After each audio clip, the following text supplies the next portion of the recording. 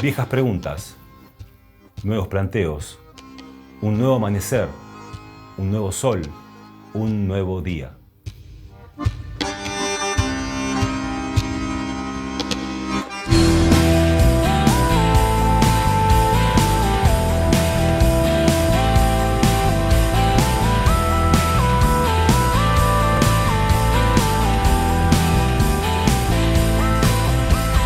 David Catriguala confiesa que impulsar y pelear hasta conseguir que sea promulgada la ley para la creación de registro de agresores sexuales en nuestra provincia ha sido una de las cosas más importantes que le pasó en la vida. Y no es para menos, aunque a eso llegó asumiendo un compromiso concreto, con mucho trabajo. Pero además, David, a través de su fanpage Mensajes Río Gallegos, ha ido logrando los últimos 8 años consolidar un lugar donde sostener su perfil solidario sin perder el humor ni el sentido crítico sobre la realidad que lo circunda. Si bien es técnico en gestión y administración de políticas públicas, la comunicación social lo marcó de muy pibe, y ese camino es el que de una u otra manera sigue transitando actualmente.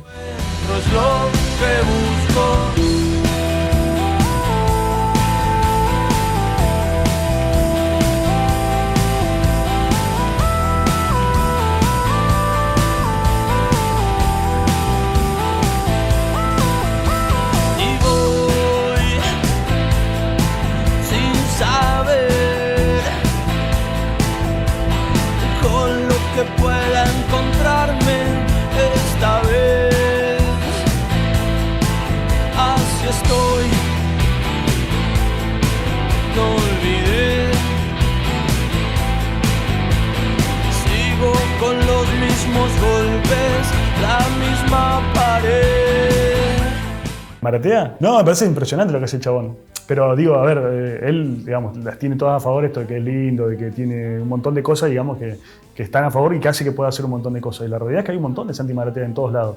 De gente que hace, quizás de su lugar, que por ahí no lo quiere decir. De hecho, le decía antes a los chicos, fui a una casa, el otro día me escribe un amigo. Me dice, vení que hay una familia que quiere darte cosas, pero quieren que vengas vos personalmente. Bueno, digo, voy. Listo, voy a la casa, ¿cómo andaba? ¿Cómo no andaba? Qué sé yo, estaba el señor, estaba la mujer, estaba el hijo, estaba la hija, estaba el nieto, que tenían cosas para donar. Una bolsa, 2 bolsas, 3 bolsas, 67 peluches, unos osos grandes como yo, de juguetes, más allá de los osos, ¿no?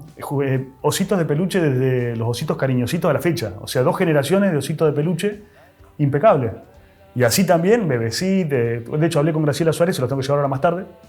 Entonces así hay un montón de gente que por ahí lo que no tiene es la vidriera, digamos, ¿no? Pero que sí lo hace desde su lugar con más o menos, mostrándolo más o menos, pero que hay un montón de gente que lo hace. Me parece que eso lo mejor que tenemos es esa, la gente que tenemos. Nuestra gente es muy solidaria y cualquiera con el que vos hables te va a decir, la gente es muy solidaria y además de que la gente es muy solidaria, la gente le ayuda a la gente. Esa es la realidad. Después sí, podemos sacar un montón de fotos, cuando hay campaña política, cuando hay campaña de lo que sea, que viene tal funcionario, que viene tal otro, que organizamos un montón de cosas, pero la realidad es que en el día a día, fuera de las cámaras, la que está la gente, tu vecino, tu vecina, son ellos.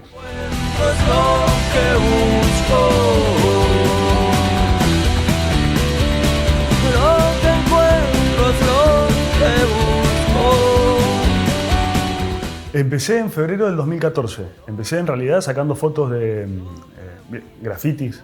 O sea, por ahí graffiti no que dice David, por ejemplo, sino graffiti que por ahí tiene una frase. Era como palabras paredes que hablan, ¿no? Entonces vos tenías, no sé, pasabas por ahí, no sé, en la escuela, en algún colegio, veías alguna frase interesante, le sacaba una foto y la subía. De ahí empecé a hacer memes. Una vez que empecé a hacer memes, empezó, digamos, a tener como cierto... Memes siempre tratando de hacer de algo gracioso, por ahí haciendo una crítica con algo gracioso que pueda llegar a tener visibilidad, ¿no? Por ahí criticar desde un contenido visual que sea entendible para todos. Y aparte acotado, ¿no? Porque si te pones a escribir choclo, capaz que por ahí no lo lee nadie. Pero hacer un meme ibas a tener mucha más circulación. Y después, bueno, a partir de eso, había gente que empezó a pedir de, bueno, mira, podés hablar de tal tema, podés hablar de tal otro, ya como empezar a tener un compromiso social distinto. Y eso mismo me fue llevando, digamos, desde los mismos usuarios que iban viendo la página, metiendo temas, como, bueno, pidiéndote un poco más por ahí de compromiso. Compromiso en el sentido de esto, ¿no? Che, mira, en tal barrio pasa tal cosa. ¿Podés contarlo? Entonces ahí, empecé ahí. Sí, que incluso ni siquiera, hoy por hoy también tenés esto con las redes, que por ahí ni siquiera es que tenés que ir como antes, que tenías que, no sé, ir hasta tal barrio, capaz que te pasaban la foto, te contaban de qué se trataba, vos le buscabas la vuelta y lo contabas. Que es esto la facilidad que, digamos, tiene de que todos podemos ser comunicadores también, desde en primera persona, ¿no? Y voy sin saber. Sí, fue en 2014, la primera fue también de Navidad, era... Sí, el primer año, o sea, como empecé en febrero, en el medio había un montón de viento, qué sé yo, entonces aprovechaba a hacer memes de viento y capaz que había un montón de... una explosión en cuanto a que se iba teniendo interacción. En ese momento no había página, aparte de hoy por hoy, decir, bueno, había una página y todo el mundo quiere tener página, o sea, todo el mundo. Desde lugares, no sé, capaz que por ahí buscan darle, desde alguna agrupación política, buscarle el lado de la comunicación por, digamos, fuera de la estructura. Y en ese momento sí, empecé con una primera campaña que fue de alimentos navideños, a juntar pan dulce, budines y qué sé yo. Y esa primera vez salieron 20 y tantas, 24, 25 canastas navideñas. Esa primera vez. Pero lo mismo, digamos, no trataba de no decir quién era ni nada, sino que me avisaban, iba, buscaba. Ah, ¿sos vos? Sí, soy yo. Quedaba ahí. Sí, pero aparte, vos imaginate que era la primera vez que hacía, entonces también esto de que por ahí no sabés. O sea, vos sí sabés que una canasta navideña tiene un pan dulce, un budín, unos confites, un turrón y qué sé yo, pero no sabía a quién dársela, por ejemplo. Vos sabés que hay necesidad, todo el mundo lo sabe. Que está malo la mano, que hay un 40% de pobreza, que hay barrios sin urbanizar, que hay un montón de problemas estructurales en la ciudad. Que el hambre es grande, es importante. Pero sin embargo, si yo voy a una casa y capaz que lo juzgo por la puerta, yo no sé si en realidad esa familia tiene necesidad o no. Entonces siempre es importante trabajar con la gente que está ahí. En los barrios, digamos, que conoce la realidad del día a día, más allá de uno, ¿no? Solo estoy tomando impulso. En Facebook tengo 27.000 y pico de seguidores. Obviamente, o sea, a ver, seguidores no significa gente que te banca en todo. De hecho, hay gente que por ahí te dice, en esto te equivocaste, en esto no estoy ni un poquito de acuerdo. Es por ahí más difícil para mí Instagram que Facebook. TikTok ni hablar, todavía no estoy. Pero más allá de los seguidores que vos tenés, digamos, en todo el tiempo, lo que importa para mí por lo menos es el alcance. Yo cuando sienta que bajo de los 100.000 de alcance mensual, digo, bueno, tengo que ver de buscarle la forma de poder hablar de otra cosa. O de lo que vos estás haciendo, lo que estás diciendo no empieza a gustar. Yo por eso trato de, no sé, yo siempre estoy en una base de 100.000 para arriba, de alcance mensual, ¿no? Lo que digo siempre trato de que sea, y si hay que aclarar 10 veces, trato de aclararlo 10 veces porque yo siento que hay una responsabilidad, porque son muchas las personas que te leen. Es como vos decís, si vos tenés un discurso de odio, bueno, va a ser seguramente un discurso que llegue, porque la verdad, lamentablemente, los discursos de odio hoy por hoy están llegando. Pero habla de una irresponsabilidad y habla de algo que después no vas a poder manejar. De sembrar algo que no está bueno, me parece, que no es lo que hay que... Tenemos que hablar de empatía, tenemos que hablar de falta de trabajo, sí, pero con una propuesta de trabajo, tenemos que hablar de pobreza, sí, pero para que se pongan a trabajar los que tienen que trabajar con la pobreza, tenemos que hablar de este tipo de cosas, me parece. Voy sin saber. No, porque yo trato de no dar mi casa, sobre todo por mis hijos, ¿viste? Por eso yo siempre prefiero ir a buscar donde vos me decís, mira, tenés el Bicentenario 3, vos me decís calle 60 y no sé qué, voy. Allí está la calle hecha pelota, yo voy. Pero prefiero eso, ir yo al lugar para ver además, digamos, cuál es tu realidad, poder conversar con vos 2 palabras, tanto para retirar como para dejar. Siempre trato de ser yo, digamos, quien está en la calle. Sí, a ver, por ahí te llaman, ¿viste? El tema me parece a mí que si uno tiene por ahí el medio, no sé, yo tengo el auto, ¿no? Tengo un 206, tampoco es que tengo el auto, sino una camioneta que va volando para allá. Voy con mi auto, llego, bueno, si vos tenés por ahí juguetes, voy, busco los juguetes, si vos tenés decir, mira, tengo ropa, voy, busco la ropa. Ahora me estuvieron escribiendo por ropa, por ejemplo. Estamos en una campaña de juguetes, sí, pero ropa siempre hace falta. Siempre hay alguien que se le quema una casa, lamentablemente. Siempre hay personas que por ahí no tienen ropa. Bueno, siempre lo que hago es, digamos, si bien hay campañas, si vos tenés algo para donar, lo busco y lo dono. Carlos Ventores. Trabajo con Graciela Suárez de la Red de Mujeres Solidarias, claro, con Mónica López de Primero Ellos, que ella trabaja con adultos mayores, está ahí al lado de Manitos Verdes, y con Cecilia Romero, que ella es de organización, de una ONG también, que es Manos de Ayuda, que está allá en el Bicentenario, en la calle 60. Siempre trabajo más o menos con las mismas personas, ¿no? Porque yo sé que son los que están, de hecho, hablé de barrios, ¿no? Son personas que están en el barrio, que viven ahí. No voy yo a lo Papá Noel, le abro el auto y saco cosas, como que no, eso no me gusta. De hecho, por eso tampoco lo publico, ¿no? Digamos, yo sí voy, te veo a vos, por ejemplo, que vos decís, bueno, yo hago una campaña, estoy ayudando a mis vecinos, yo voy, mira, acá están las cosas que me dio él, por ejemplo, te las dejo a vos las entregas. Yo no estoy en eso. Yo directamente lo que hago es el nexo, digamos, ¿no?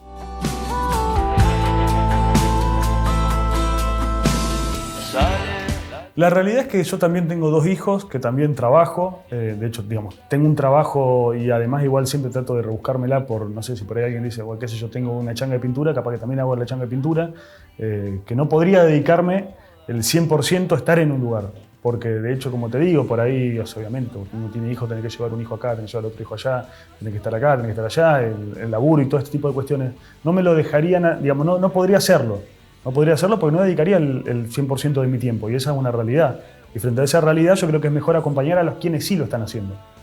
No tiene sentido si yo creo un espacio nuevo donde genero por ahí expectativas nuevas cuando por ahí hay alguien que ya lo está haciendo. Es mejor que yo lo pueda acompañar, apoyar y decirle, mira, darle una mano, digamos, porque del Estado muchas veces no se les da la mano, se lo da la misma gente, de hecho comerciantes, vecinos y qué sé yo. Bueno, hay un vecino más que también lo hace, pero que acompaña a esas personas que están trabajando hace tanto tiempo. Es un reconocimiento también. Lo que encuentro es lo que busco. Yo creo que haciendo esto que hago, o sea, tratando de reírse cuando creo que hay que reírse. El otro día, por ejemplo, no sé, había un flyer de Adosac, donde un flyer que parecía una fiesta, o sea, había gente que se enojó, pero para mí parecía una fiesta. Entonces puse, parece fiesta, pero es un paro, uy, ¿para qué?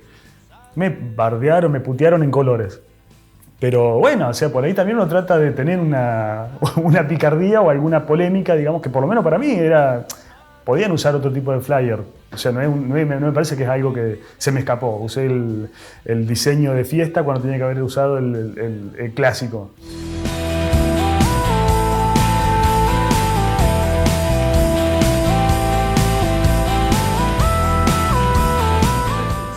Mira, yo en el 2013 empecé a trabajar con el diputado de mandato cumplido, el Chiqui Victoria, un tipazo, para mí uno de los... Yo puedo decir, es mi mentor, digo, él el Chiqui es mi mentor.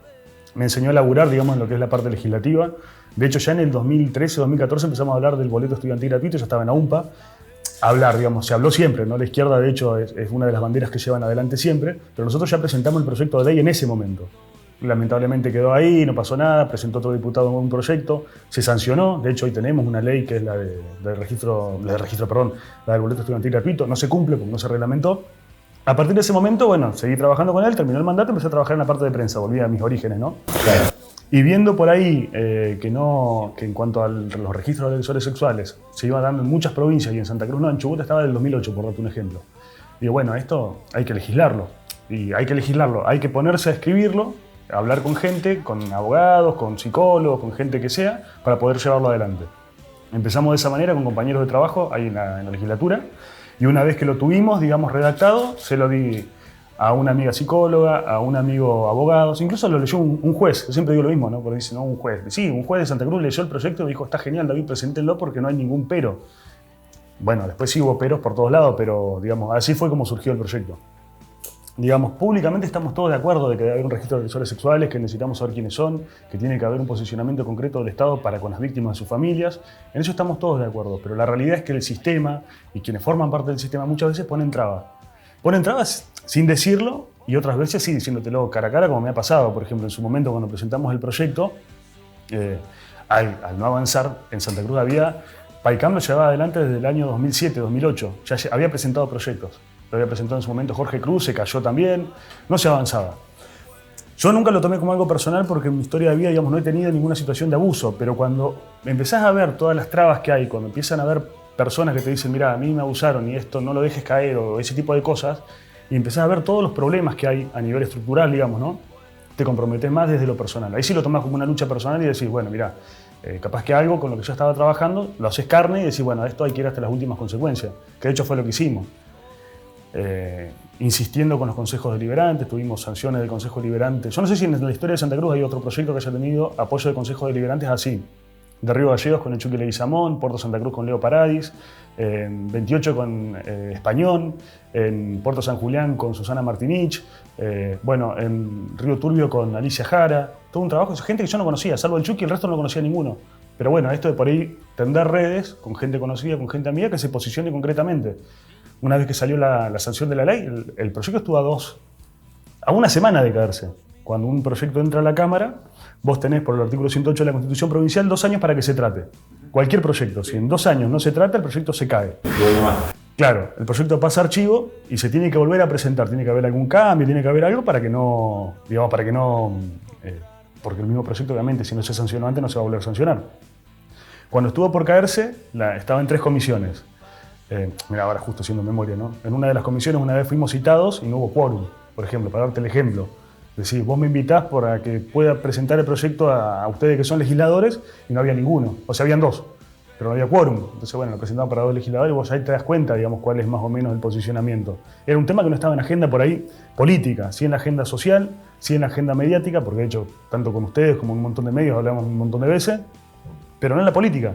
Entonces la idea era ver cómo podíamos hacer para forzar la incursión en la agenda política.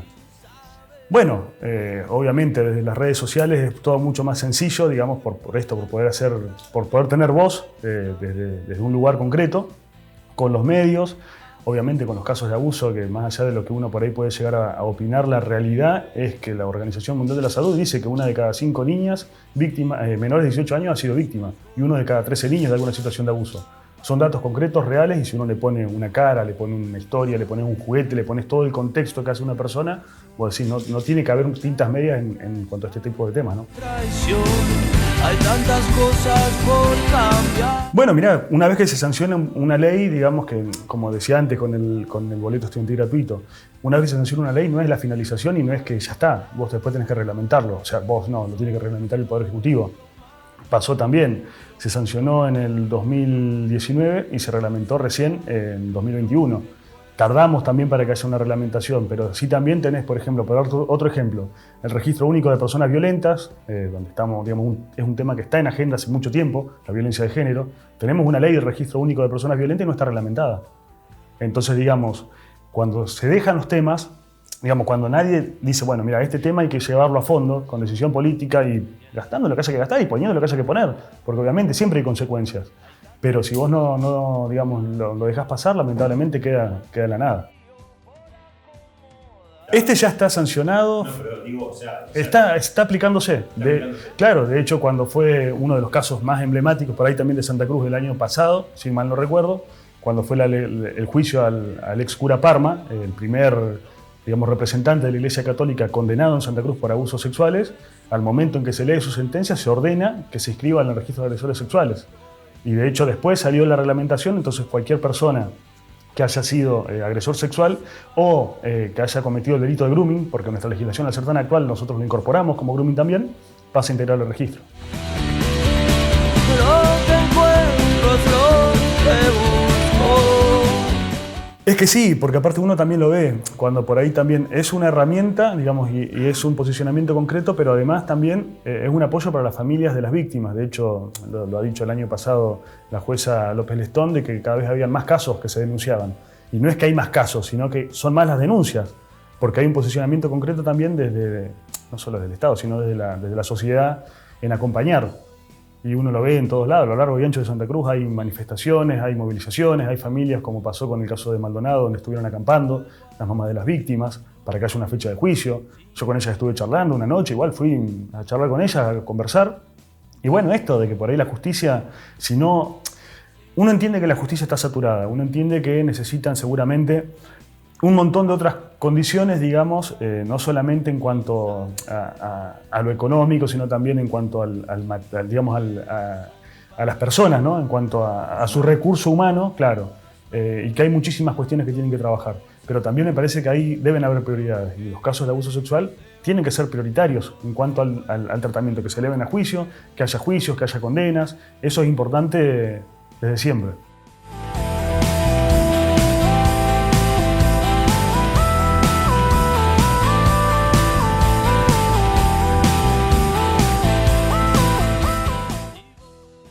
Yo no pegué ni un cartel, no pagué ni una publicidad, no prometí ni un laburo. Entonces vos hacer política de una manera que es distinta, si bien no fue mal, yo creo que 1100 y pico de votos para ser la primera vez, para salir de una página, o sea, como decimos, salir de una página, no sé más que estar en una página, tratar de hacer cosas sociales, pero digamos, es eso. El registro de agresores sexuales, digamos, no venís a prometer nada que no puedas cumplir. sin prometer, de hecho, sin prometer. Sí creo que fue una equivocación porque terminás en cierta forma ligado a la política de una manera en que la política hoy por hoy no está bueno estar pegado.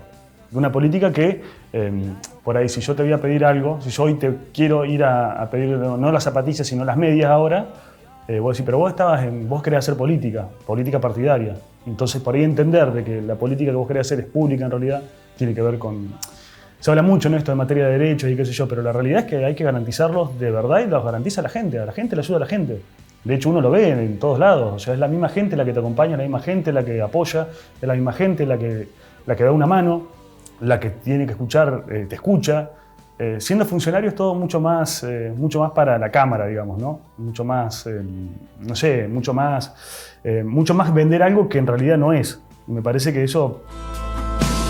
Sale la luna, cae la razón, y en la locura está la traición. Yo no creo en la política como está, A ver, yo no creo en los políticos, digamos, que hay actualmente, salvo algunas excepciones, me parece que hay excepciones siempre, pero después en cuanto a la estructura, digamos, ¿no?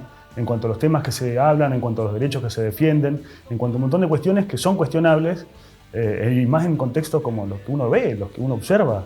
O sea, es muy difícil sostener un discurso, un relato, cuando la realidad obviamente está pasando por otro lado. Por ejemplo, no sé, hablar de derechos, ¿no? Y no garantizarlos, ¿no? Porque no hace falta que hablemos, no sé, de derechos humanos en el sentido más amplio de la palabra cuando tenés nenes que no llegan a comer, cuando tenés educación que no puedes brindar, cuando tenés salud que no puedes garantizar, cuando tenés justicia de personas que están años para tener justicia, cuando no tenés laburo. O sea, hay un montón de cuestiones que hacen, digamos, donde la pobreza, el hambre, la marginalidad, las adicciones, son temas diarios, son temas cotidianos. Y sin embargo, uno ve que la agenda política va por otro lado. Entonces se tiende que una acción política es pintar un paredón. Y vos decís, muchachos, ¿qué estamos pensando?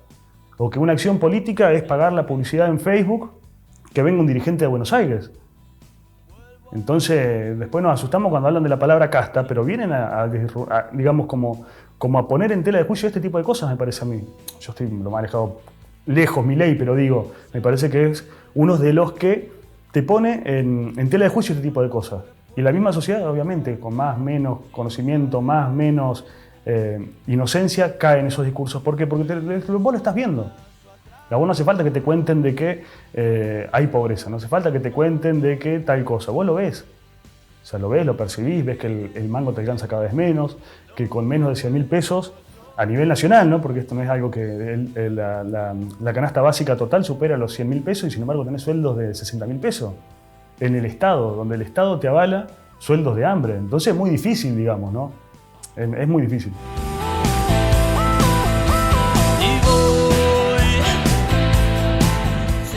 Hay gente que dice, bueno, si vos sos K, y digo, yo no soy K. Yo sí soy afiliado al justicialismo desde hace más de 10 años, pero no por eso comparto absolutamente todo. De hecho, yo cuando voy a votar, voto a libre conciencia. Yo antes votaba partidos, hoy voto personas, veo la persona. Si la persona me convence, si veo que la persona tiene algo que proponer, tiene algo que cambiar, si la conozco, digamos, en su... No sé si en su esencia, sino en su línea de vida, la voto. Si no, no. La hago directamente así, ¿no? Y así con todo, desde el cargo más alto al más chico. No, ya no voto sellos ni partidos, voto directamente personas. A ver, desde el discurso podemos ser todos más o menos peronistas, saber más o menos las verdades, hablar más o menos de doctrina, levantar más o menos las banderas de la justicia social, de la soberanía política, de la independencia económica. Podemos hablar un montón de cuestiones, pero la realidad es qué haces vos por la patria de los humildes, qué haces vos por la Argentina, donde los únicos beneficiarios van a ser los niños, qué haces vos por esas cosas en realidad. Yo puedo decir qué hago, lo puedo decir en todos mis días, digamos, ¿no? Todos los días.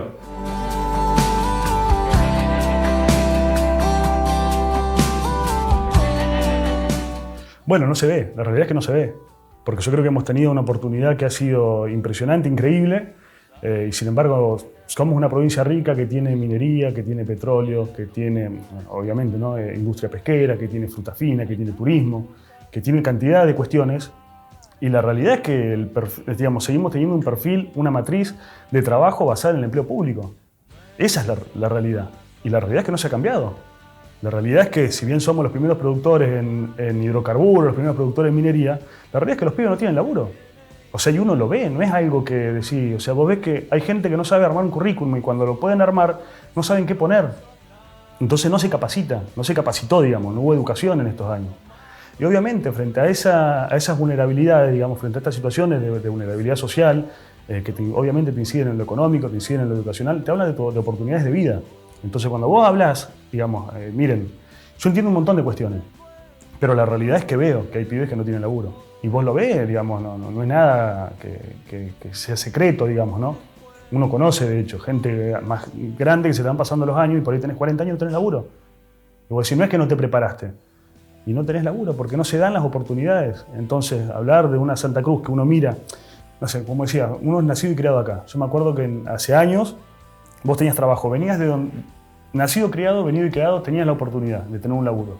Y si ese laburo no estabas de acuerdo o tenías alguna mejor posibilidad, cambiabas de laburo. Hoy por hoy no hay trabajo. Entonces, ¿qué podemos hablar de futuro sin trabajo? ¿Quién le vas a convencer de algo de política cuando no le podés garantizar lo mínimo? Que es para que pueda ser digno, para que tenga su familia y la pueda hacer valer. O sea, es muy difícil. Esa es la realidad. Como misión es tratar de decir y poner en agenda cuestiones que para mí son importantes y no solo quedarte con eso. O sea, no solo quedarte en decir, sino también tratar de hacer. Y en ese, entre el decir y el hacer, lo único que tenés que poner es mucho huevo, mucha garra, mostrarte como sos, mostrar transparencia, mostrarte con la cara y no ocultarte, o sea, no ocultar lo que vos creés, lo que vos decís, lo que vos sentís. Ser genuino, me parece que tiene que ver con eso. Con ser genuino y la gente responde. La gente responde porque la necesidad es muy grande, porque hay mucha gente solidaria, entonces es cuestión de unir una cosa con la otra nada más. Y quienes lo hacen son las personas. Es eso.